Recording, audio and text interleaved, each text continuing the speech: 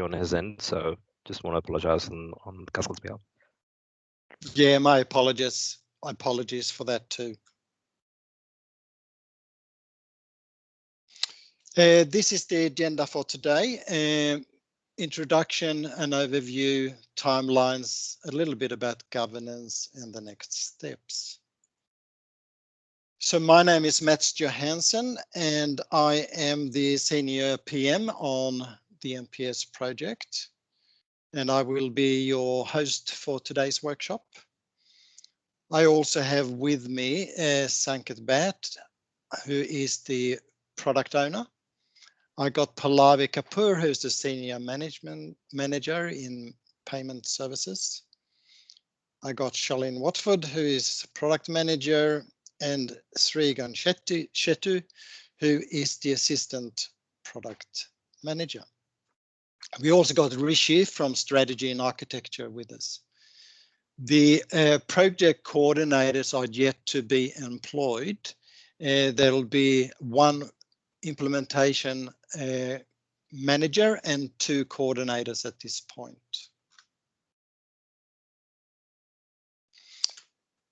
Moving along to an overview and for context, the current MPP system basically provides you, as you know, credit payments, or as we also call it, push payments. With the MPS capability, will support debit-like transactions or payments through the NPP system, and we are doing this by enabling initiation messages where a customer authorized payment arrangement, and the closest equivalent to that is really when a customer today sign a direct entry form. There'll be a centralized database for storage of all of these mandates, a large number of business rules and APIs associated with this solution. In terms of the use cases this enables, there's a short list at the end of this slide, which I'm not going to read out, but just for your info, there are many, many more use cases this will enable, but this is a short sample of the use cases. By the way, excuse me, I don't think I covered this in the beginning. There will be a Q&A session at the end of this slideshow. So if there are any questions, it'd be great if you can hold them to then. And we'll circle back to some of the key slides just in case we need to jog your memory as well.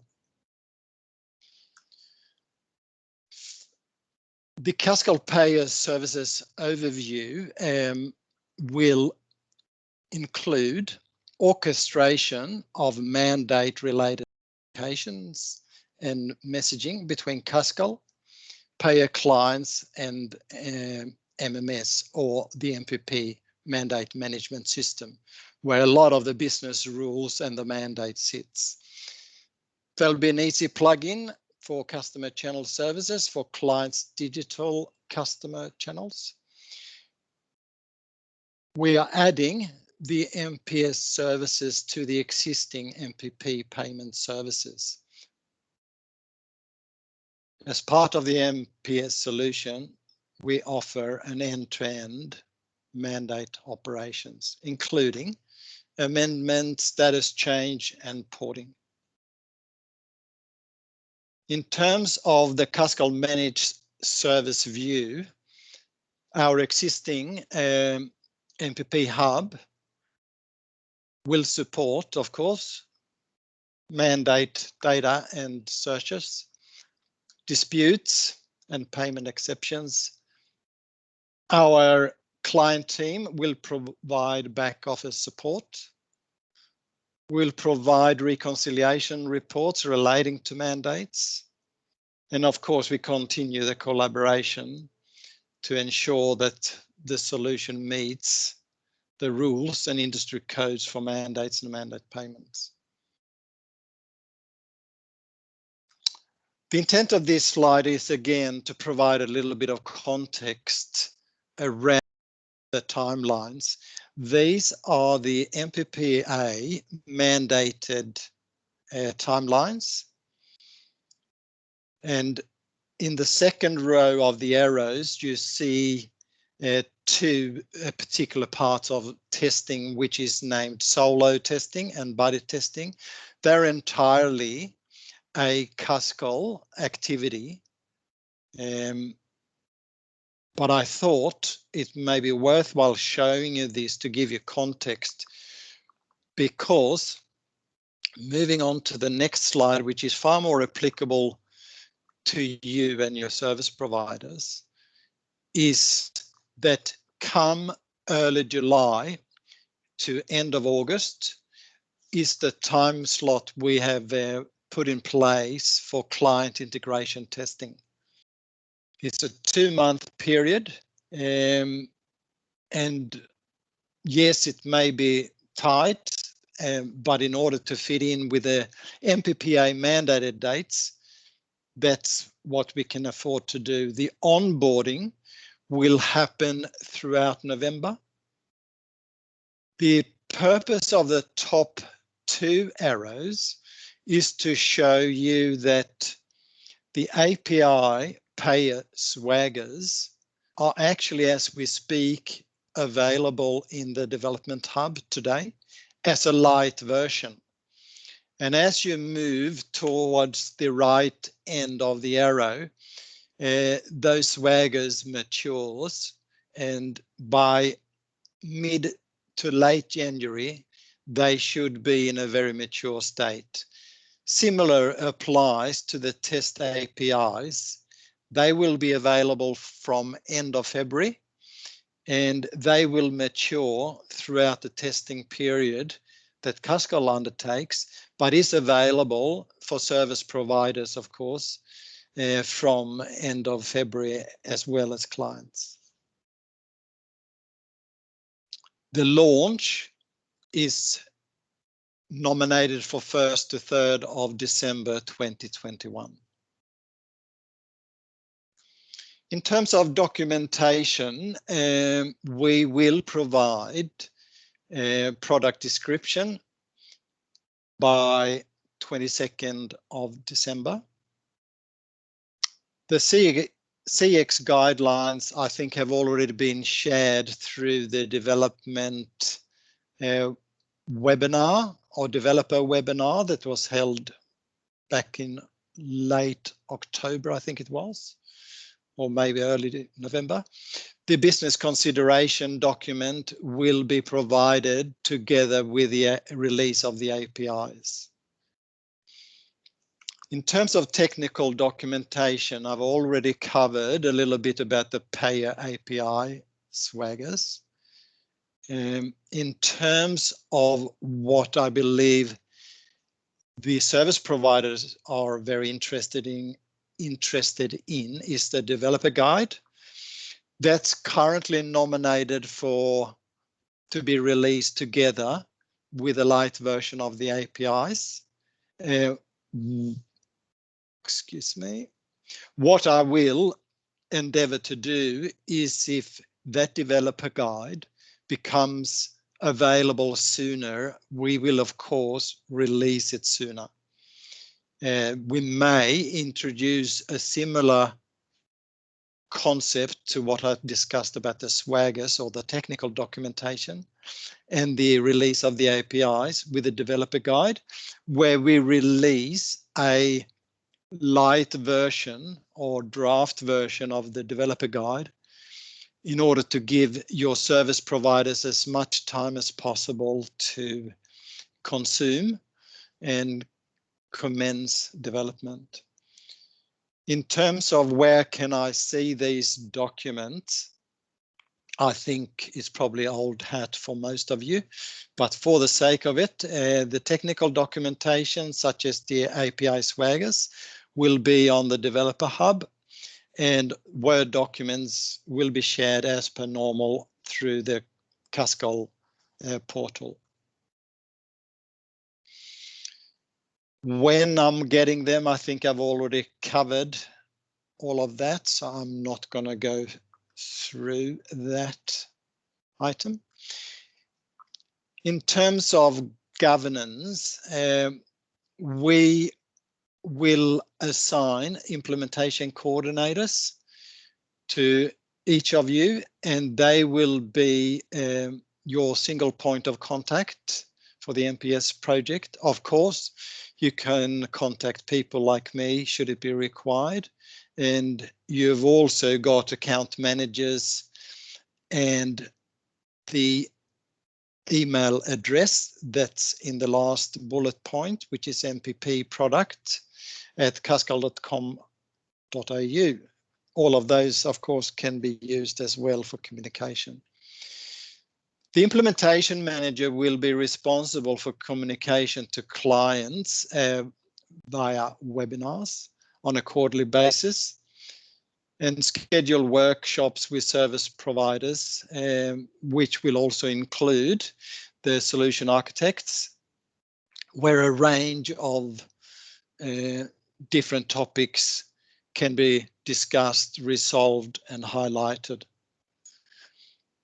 The implementation coordinator will also schedule a fortnightly project meetings with the purpose of discussing progress, what hampers progress, and address issues, etc. Cascal will, of course, work with your service provider to align and agree delivery dates, keeping in mind, of course, the MPPA mandated milestone dates. Further on governance, Cascal project monitoring is done by a Cascal steering committee, which includes the senior management within Cascal, the leadership team, as well as key senior Cascal staff. Cascal provides status reporting on a monthly basis to MPPA.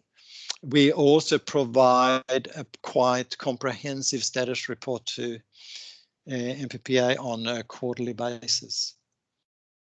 In terms of risks, the one risk that I think is always a risk in big programs / projects like this is the potential for industry delay. And whilst this is not within Cascal's control, it could eventuate if there are a large number of participants that are unable to meet the MPPA mandated dates. I'm not listing this because we have information that will occur, but I think it's a risk that applies to all big projects like this, hence the reason for listing it. Previous engagements have been through MPS developer webinar that was held end of October. And there have also been some recent workshops with the service providers throughout late November and early December. And I thought I'll just show that to show that there is work in progress.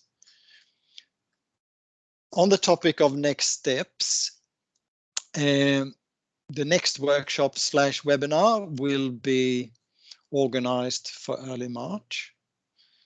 The client implementation coordinators will schedule workshops prior to that, but the March date is rather more for a webinar. What do we need from you, the clients, is we're very interested in, whilst it's far away, pen in or pencil in the release windows that may be available throughout the period of November 2021. So this is the period between when Cascal deploys on 31st of October or thereabouts, and up until 3rd of December, which is the nominated MPPA launch date. We're also very interested in knowing where you, the clients, are at, and also the service providers. But in terms of you clients, and we may circle back to this slide later on, where how ready clients are for this program/project. And it may be that clients are at the funding stage, they may be at the design stage, etc. We're certainly very interested to know that in terms of status.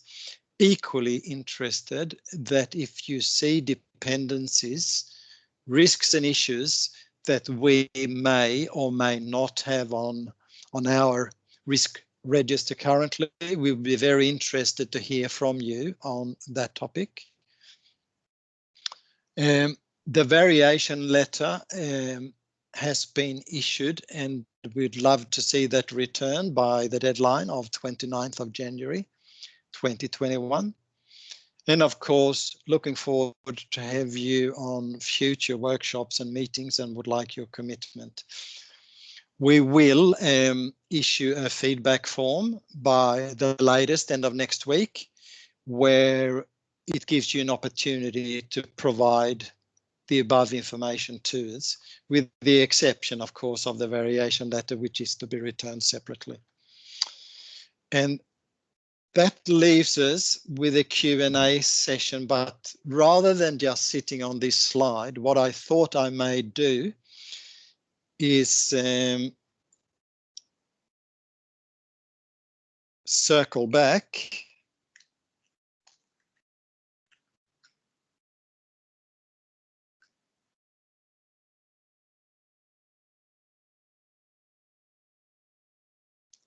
and stop around here or on this slide, and if that's jogging any questions in particular. So the forum is open for question. Please feel free Matt, to ask questions. There are questions on the chat from, I think, some of the attendees. If you just want to open the chat and have a look.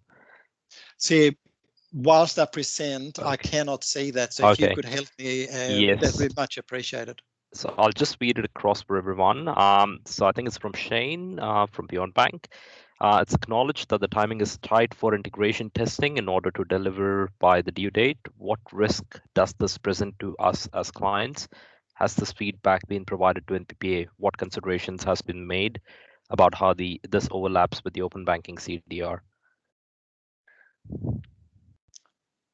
So this is exactly the kind of feedback that we are looking for. And whilst we have at a very high level raised risks like this, I'd be very interested in what kind of challenges it does present. And you mentioned just one, Shane. Open banking is within the same time frame. I'd love to hear more along those lines, because it gives me substance to add to those particular risks. So thanks, Shane, much appreciated. We have at a high level, to answer your question, raised these risks that there is a short time frame, but I am looking for more information to support that. Yes.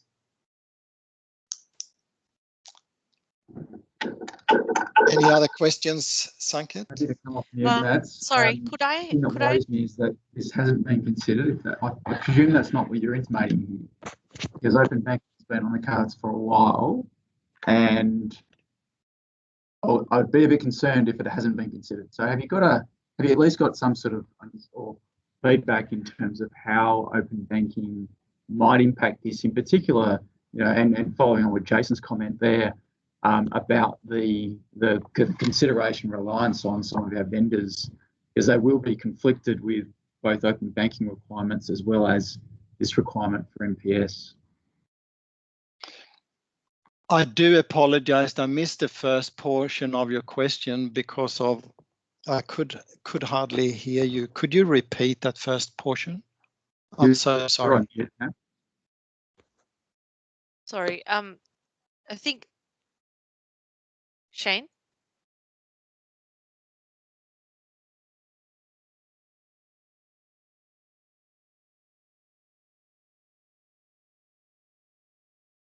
So I think, Matt, the gist of what Shane's asked was around, have we communicated to the NPPA on the fact that the open banking schedule and timeline and project delivery is also going to clash with this project, and has that feedback been provided and considered with the NPPA? I believe that's what you were saying, Shane. Thank you, Pavi. That's certainly a component of it, yes. Yeah. And To that date, thank you, Pallavi, for clarifying. To date, we have not raised that, but I certainly will after today's call, and that will be added to the next status report, most definitely. So Matt, it's Chris Orlick from Defence Bank. Can you hear me? I can. Great, thank you. Look, I think I've just got to reiterate that. I mean, I think it's not just us as FIs, but it's also our core banking service. Our schedule is 100% blocked out between now and at least the 1st of July with open banking CDR. I've really struggled to see how this aspirational timeline is really going to work. So I think anything you can do to emphasise that with NPPA would it needs to happen fairly soon. I'm just making some notes, so bear with me. Yeah, sure. But I will absolutely raise this, because if it is a clash, and I will also feedback what the reply is from MPPA. So I'll take that action, and most certainly will raise your concerns around open banking in the same timelines. Thank you. Thank you. Well, just the second question then is, I was just having a quick look. I can't find it at the moment. It's Natalie from Beyond Bank.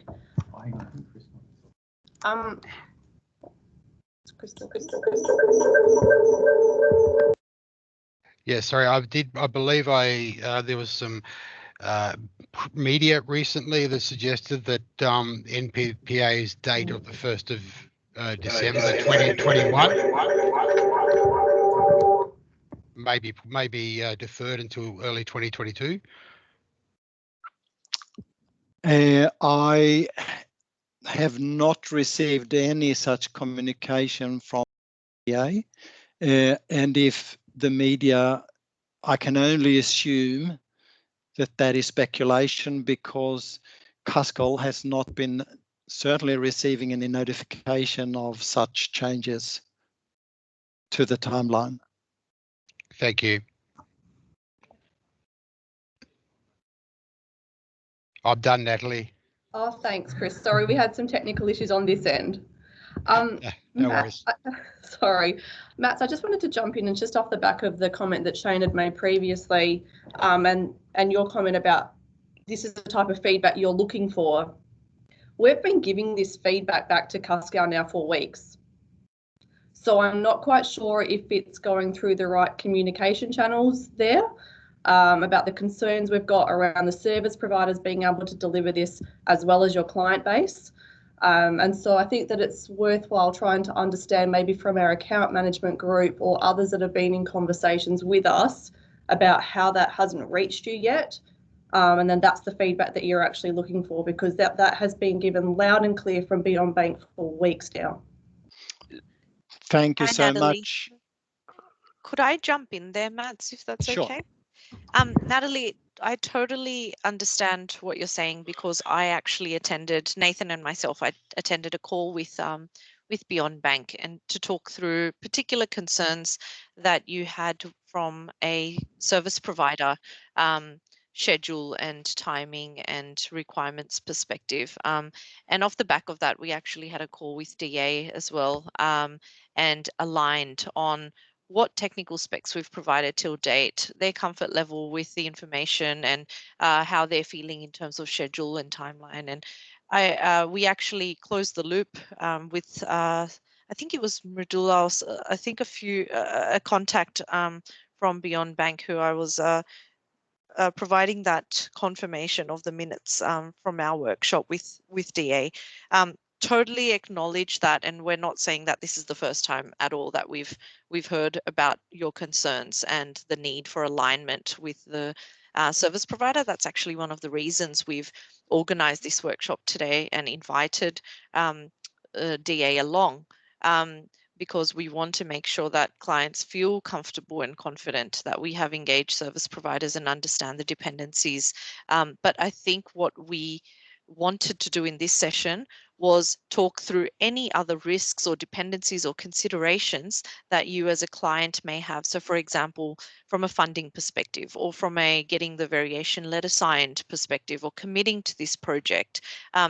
Casco takes full responsibility that we will work with your service provider, and we will raise all of those risks highlighted to the bodies if we haven't already done so. But I can assure you the dependency on the core banking service provider and the availability of information and all of that, we have been raising those with NPPA from day one. That's not something that we've taken lightly or not raised in any forum.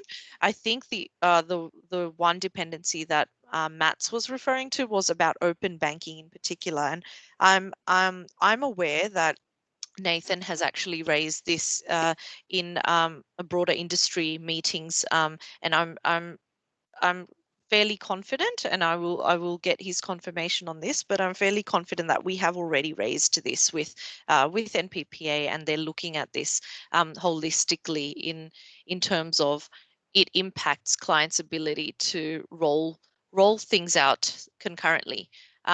We wanted to capture anything that you guys had to provide today by way of risks or roadblocks or thoughts that you may have, and we want to continue to get that feedback and provide that and continue this loop back to you to give you that comfort and confidence that you need to progress with the MPS project. But from an open banking consideration point of view in particular, because we have representation in those industry meetings, we have raised that from a program of work perspective. We will now encourage any other feedback, Natalie, that you do have, having acknowledged your previous concerns. If there's anything else, feel free to raise that as well, and we'll detail that and take it forward. Nothing else to raise at this point in time. I think your answer's given a bit more clarity. Thank you. So there is another question that's been raised, Matt, by Jason. Just going to read it for you. What isn't overtly clear from the details so far is how the NMPS product impacts clients' member bases, and what sort of change management programs need to be considered as an overlay to the technical delivery.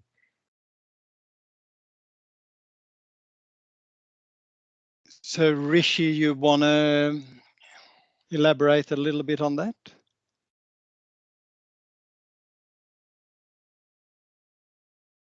Yeah, sure. Look, I don't know if I'm repeating myself or not, but one of the clear stuff that will really happen is if you look at the CX guidelines, Jason, and stuff, is your members would be able to see effectively anything that is coming out of their mandates very clearly. So you need to have a dashboard ready for them. And I can go deeper into it, so feel free to ask away. But I think those current paper-based direct debit forms or subscriptions that you don't know about, when they're converted to mandates or used against mandates, they need to be digitally approved, right? And there will be a visibility of it via the CX guidelines. So you can see, you can change some of the details of it and things like that. So you can change account numbers as an example. There is other stuff around. You can see historic payments and things like that. The other one that I see also happens is that the direct debit, right, that is going to happen where the authorizations will take place and stuff. So there might be processes you may currently have about what happens if the direct debits fail. Similarly, what happens if the mandate payments fail. So all of those processes will also need to be thought through. My 2 cents around it. Because the authorizations will happen more real time to see if the balances are present or not. But on the flip side, the customer, because they are aware of it, the problem of not having the money in the account should reduce, because they know what direct debit is coming when from a mandate perspective. And this is not limited just direct debits, right? So there could be subscriptions, there could be one-offs, the different types. So mandates is much bigger than direct debits. Does that answer, Jason?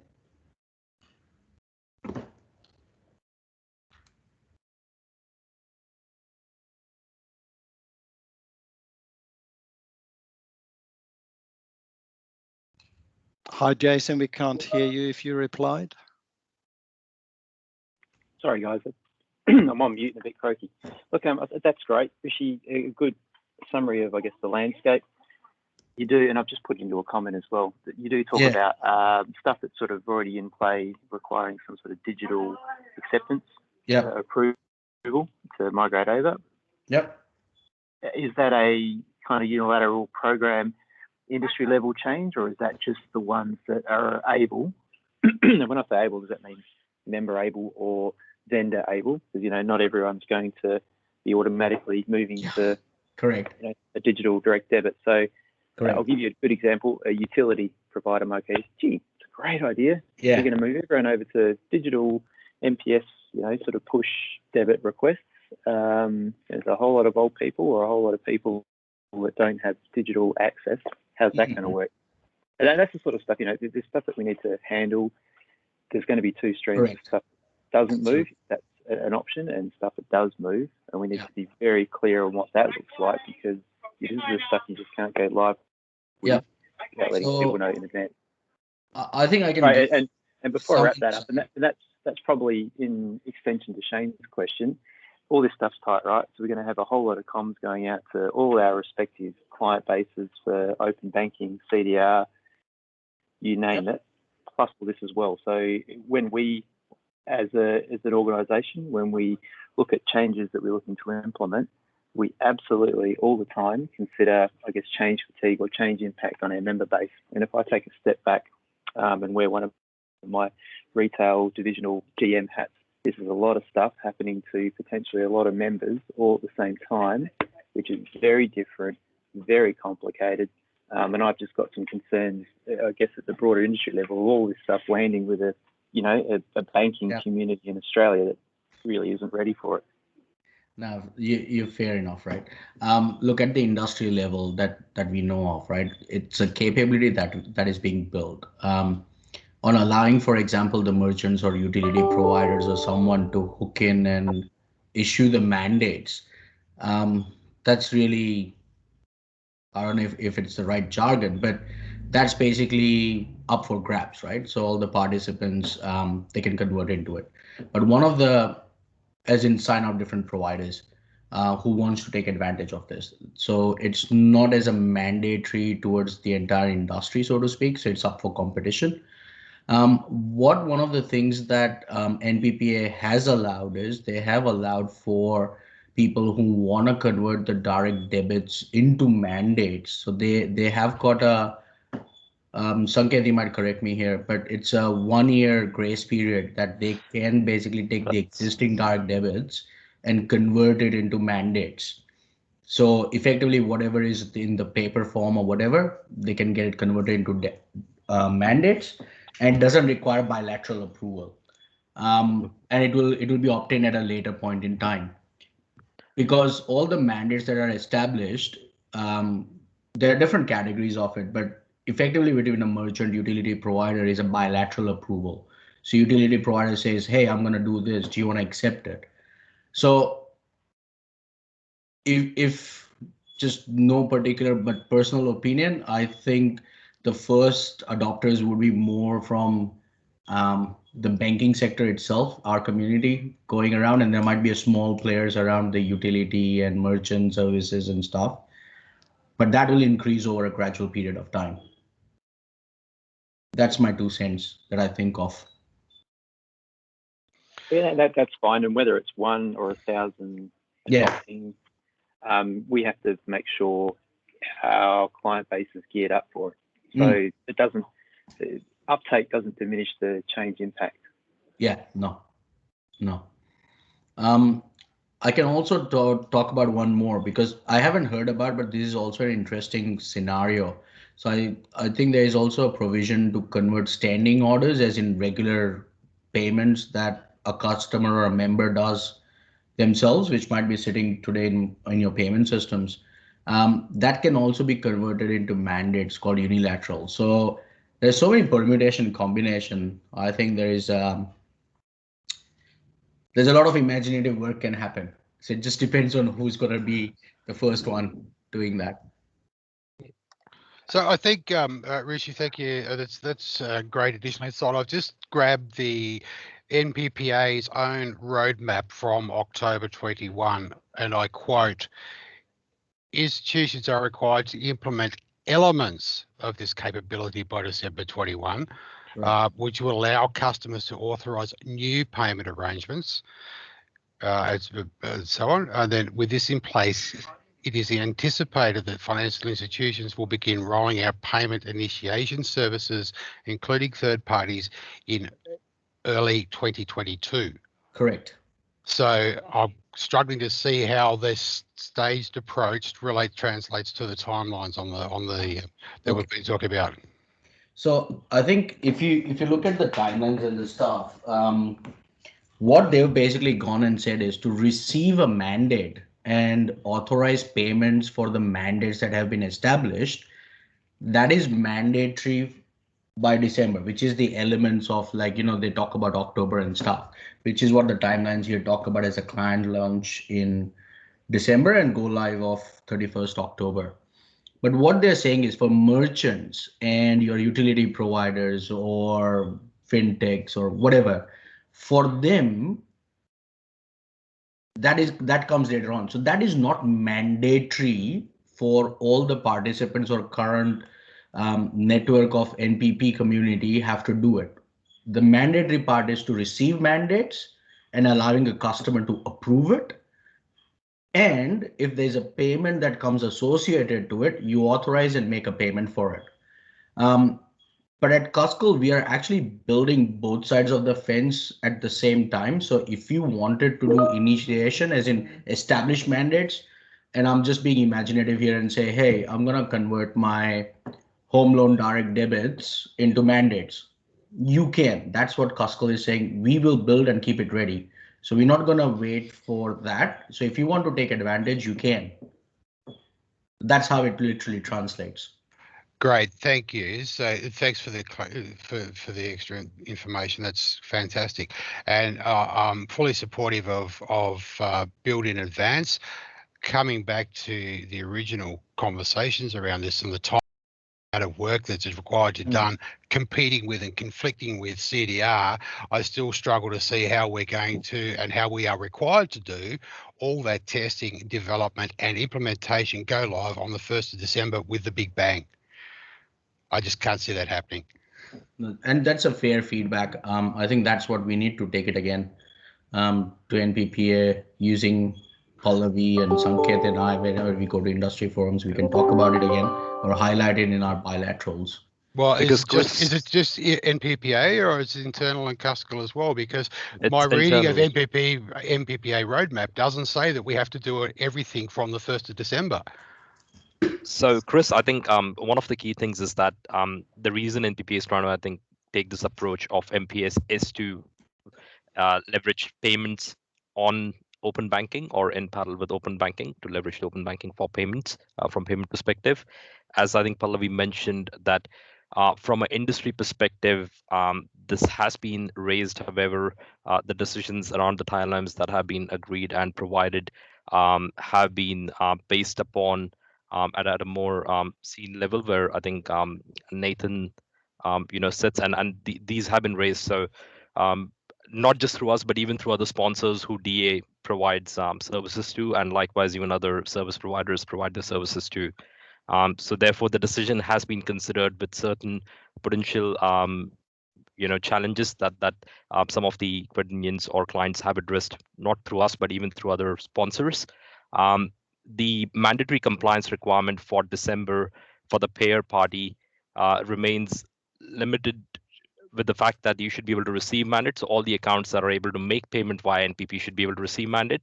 Initiator side, the part where you mentioned some of the services could be launched or implemented at a later stage. Those are initiator services. However, we can affirm that we do know a lot of participants, because it's a commercial viable opportunity, they are looking forward to go with initiator services on day one as well. And likewise, for us as well, we have a certain client base within Cuscal who are pretty much interested or are looking forward to go live on day one. So as much as it is optional, the other optional elements are like porting and few other action items, which Cuscal is trying to do, which is a client requirement usually, or ideally a customer requirement, but we are trying to manage it through our backend hub that we currently provide to all of our clients.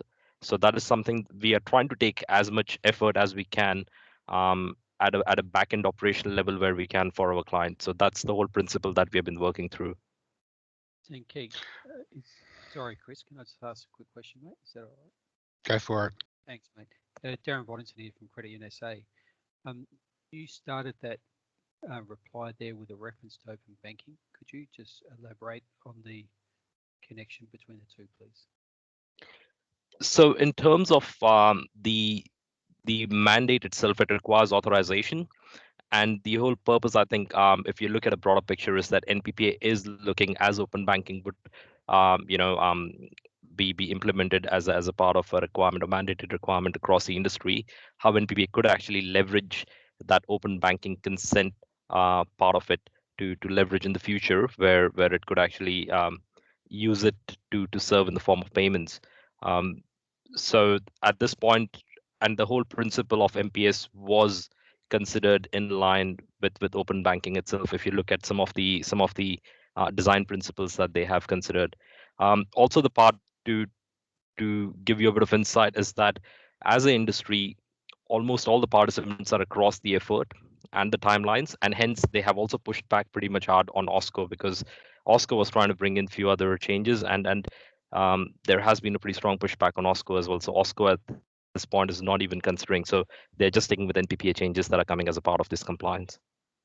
And Rishi, feel free to add if there is any technical, or any additional input you want to add to this.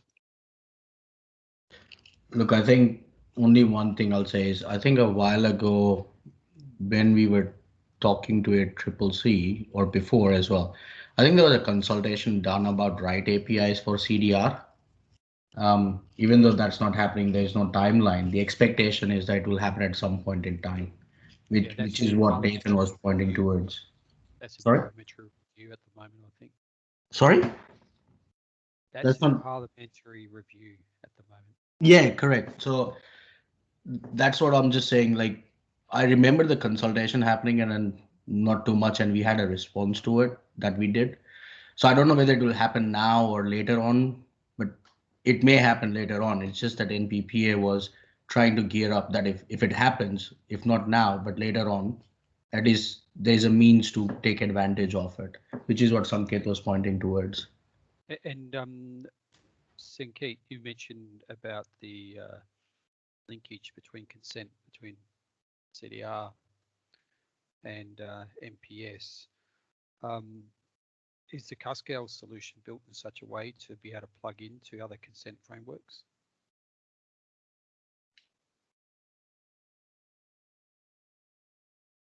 Rishi, do you want to take that question, please? Yeah, sure, I can.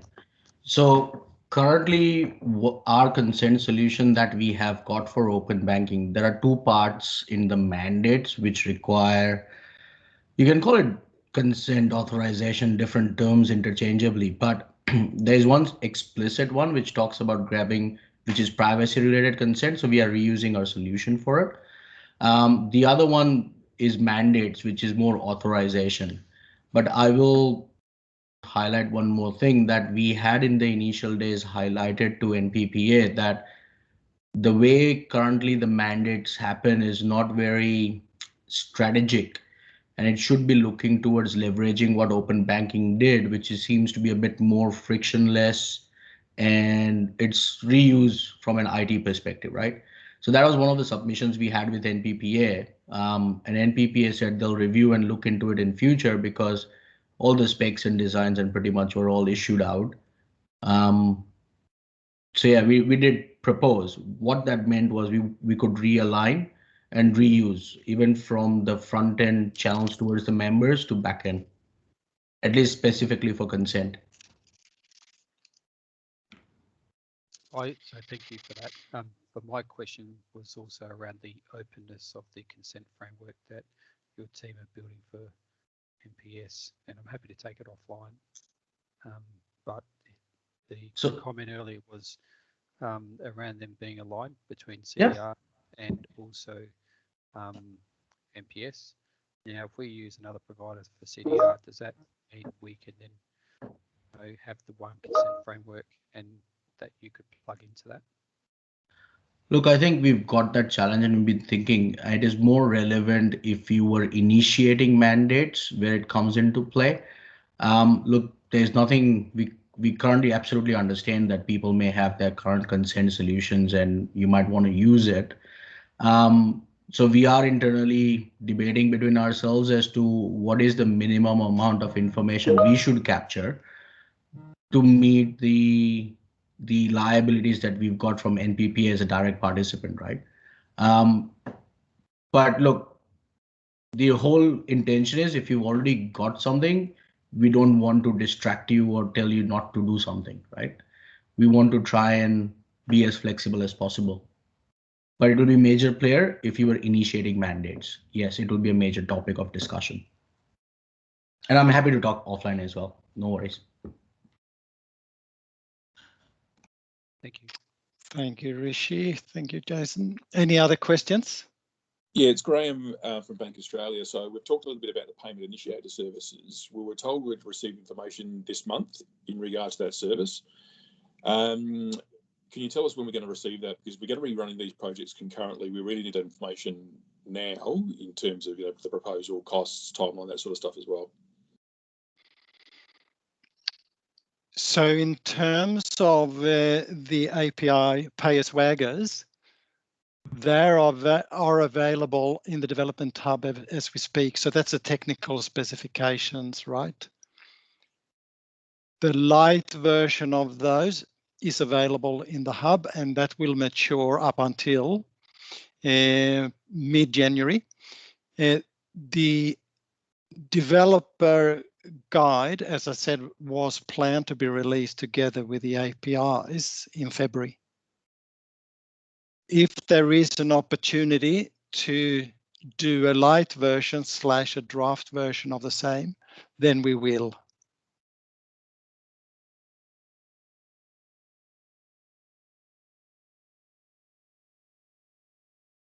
Did that answer your question? I don't know, to be quite honest.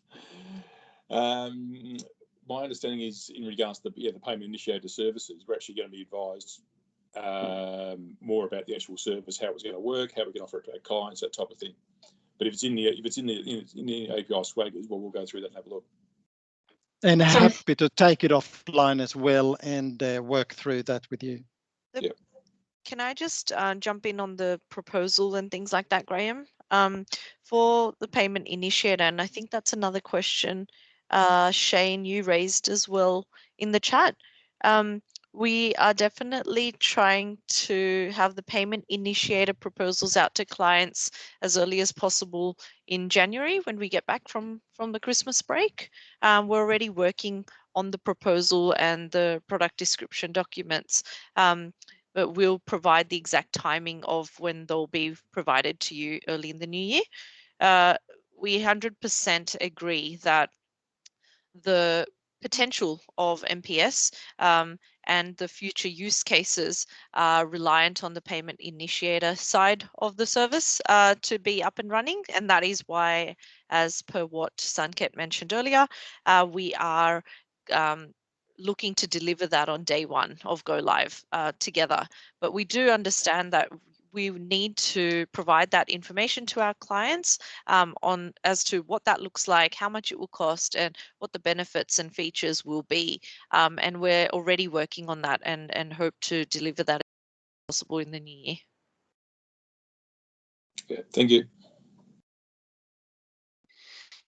All right, I think we are running out of time. If there are no other critical questions, we may have to call it a day. So thank you so much for Sorry, Sure. Mats. Could I just use the last couple of minutes? I'm conscious that Natalie's question around have the service providers agreed to the dates has not been answered. Since we've got DA on the call, can I ask for someone from DA, to provide an update or feedback as to how you feel with the last workshop that you attended with Cuscal, and give that verbatim feedback to the client so that they can have that confidence in your comfort level with our schedule and activities planned, please? All right, it's Jamie here. I'll take that one. I don't think we've got our project managers on the line at the moment, but look, we're working through the technical specs that have been made available to date. We're really would like to see that developer guide. That's going to fill in a lot of gaps for us. We fed that back to Cusco at the workshop. So the sooner that we get hold of that, the better. We're trying to obviously scope our piece of work so that we can determine costs and whatnot to provide to our clients. So that exercise is still happening. Do you feel, Jamie, and I know that you're not the project manager, yep. But if you can comment on this, it would be good to understand the documentation that Cuscal has already provided on the developer hub, the technical specs that we've uploaded on there. Is that enough for you guys to actually get started with, to be able to start putting that information together and that understanding together? Obviously, as Matt said, we're endeavoring to provide the developer guide sooner rather than later, but with the information currently provided, how do you feel, if you can answer that question? Yeah, it's okay, but I feel like that there is going to be probably a lot of stuff in the developer guide around flows and information that's not API related necessarily, that is really important to understand in the whole sequencing of events through messaging and the like. So without that, yeah, it's there is some things that the API documentation won't answer. Okay, sure. Thank you for that. I think that's what we would love to hear. If you can, Jamie, ask for your project manager to get in touch with us, that would be great. If anything outside of what has been discussed in the workshop with DA and Cuscal last week, if there's anything else that needs to be addressed or raised, if you can please ask your project contacts to get in touch, that would be great. Yeah, we'll do. I mean, the last comment on this, just from me personally, would be that, yeah, the timelines are tight. Our resources are focused on open banking as well, so there's that same concern around that delivery, and getting that developer guide later would, we need to deliver a fully tested and working solution for that July to August timeframe. When we may not be getting all the information we need until January or February. So that's a real concern. Yeah. So I've taken an action, Jamie, on that particular developer guide, because I've received the same feedback from others. So the sooner I can provide it, and I will certainly thoroughly investigate the concept of a lighter version / draft version earlier than February.